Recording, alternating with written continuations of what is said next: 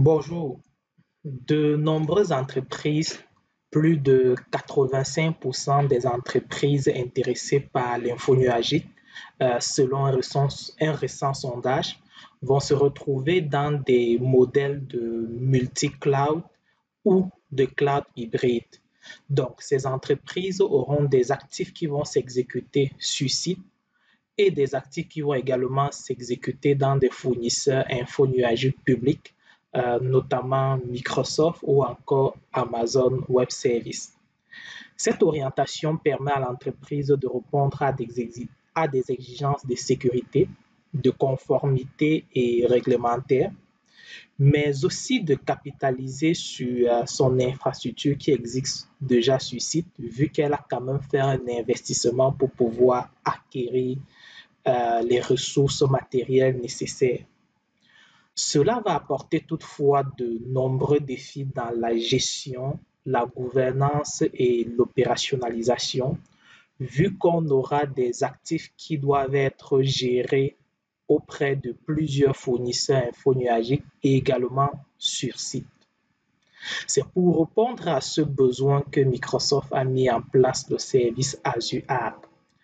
Azure Arc va offrir aux entreprises des moyens de capitaliser sur la gouvernance, la conformité, l'application des stratégies, la gestion des ressources acquises avec la plateforme Microsoft Azure et utiliser ces connaissances pour pouvoir gérer de façon centralisée directement dans Azure, que ce soit à partir du portail, que ce soit à partir de Azure CLI ou tout outil intégré et supporté par Azure, la gestion de l'ensemble de leurs actifs sur site euh, dans d'autres fournisseurs de cloud public.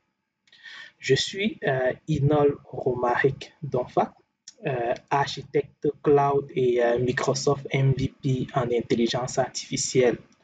Dans cette formation qui a été subdivisée en 8 capsules vidéo, nous verrons dans la première capsule pourquoi Azure Arc, quelles sont les raisons qui ont motivé Microsoft à mettre en place un tel service et quels sont les besoins que ce service vient répondre au sein des entreprises. Ensuite, la deuxième capsule vidéo va porter sur une introduction à Azure Arc. Nous allons parcourir l'ensemble des fonctionnalités qui sont offertes par ce service. Nous verrons notamment les différentes implémentations pour supporter la gestion des serveurs, la gestion des clusters Kubernetes, la gestion des services PaaS, la gestion des bases de données, etc. Ensuite, nous verrons comment activer un serveur pour qu'il soit visible dans Azure Arc et qu'on soit capable de gérer ce dernier à partir d'Azure Arc. Ensuite, la quatrième capsule vidéo sera une introduction à l'offre Kubernetes activée pour Azure Arc. Donc, on verra comment est-ce que on est capable de gérer nos clusters Kubernetes sur site, chez Google, chez Amazon, directement depuis la plateforme Microsoft Azure. La capsule vidéo numéro 5 nous permettra, au travers de la pratique, de voir pas à pas comment est-ce qu'on peut créer un cluster Google Kubernetes Engine et connecter celui-ci à Azure Arc et être en mesure de le gérer depuis le portail Azure.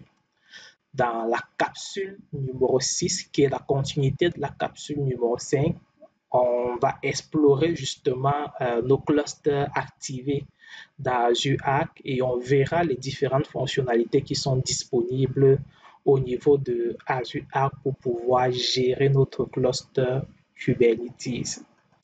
Dans la capsule vidéo numéro 5, nous allons nous intéresser au développement cloud natif sur site qui est désormais possible grâce au support des services managés de Microsoft Azure avec Azure Arc grâce au déploiement de ceux-ci directement dans des clusters Kubernetes.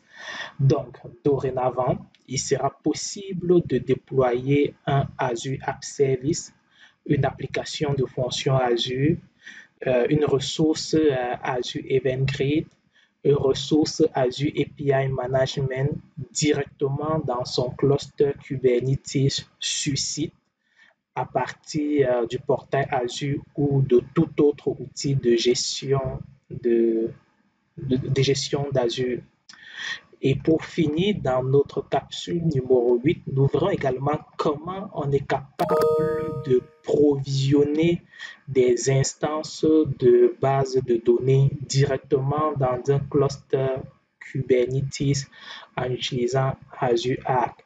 Concrètement, nous allons à partir du portail créer et déployer une instance Azure SQL Database directement dans notre cluster Kubernetes. Donc, avec ces 8 capsules vidéo, nous allons parcourir l'ensemble des fonctionnalités et des services qui sont offerts avec Azure Arc. J'espère que vous allez apprécier ces capsules vidéo et j'espère que vous allez également, au travers de cette capsule, identifier les différentes possibilités d'implémentation et différentes options qui s'offrent à vous pour utiliser Azure Arc afin de simplifier la gestion, l'opérationnalisation, la sécurisation et l'application des politiques à vos ressources qui se trouvent dans d'autres fournisseurs d'infos nuagiques publics ou sur site. Je vous remercie et on se retrouve dans la première capsule vidéo. Salut!